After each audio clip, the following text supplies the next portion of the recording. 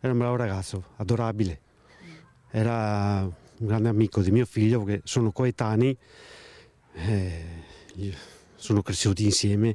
Il suo cuore ha cessato di battere, non ce l'ha fatta Timothy Dal Bello, 16 anni, coinvolto nel gravissimo incidente stradale avvenuto nel pomeriggio di domenica a Pagnano d'Asolo. Il giovanissimo era assieme ad altri 4 amici, tutti in moto per una gita. All'altezza della rotatoria della Fornace lungo la Schiavonesca Marosticana sono stati travolti da una Citroën Berlingot guidata da Angelo Fantato, 92enne di San Zenone degli Ezzelini. Il pensionato, che era in macchina con la moglie disabile, è stato colto da malore.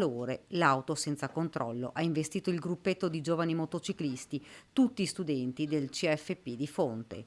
Nulla da fare per il 92enne morto sul colpo. I ragazzi erano stati invece ricoverati in ospedale, non sembravano gravi, ma le condizioni di Timothy si sono aggravate, tanto da essere trasportato da Castelfranco nel reparto di terapia intensiva neurochirurgica del Cafoncello di Treviso.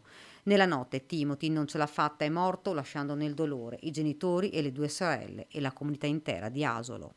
A nome di tutta l'amministrazione porgo le condoglianze e la vicinanza ai genitori e alle sorelle. Lo voglio ricordare impegnato a collaborare con le attività della parrocchia, in particolare nel gruppo sostegno parrocchiale di Casella d'Asolo.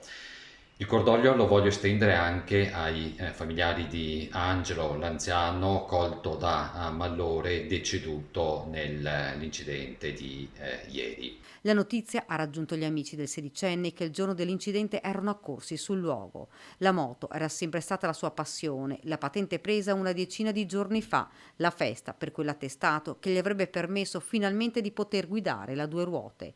Poche ore e il dramma che ha infranto ogni sogno, ogni speranza.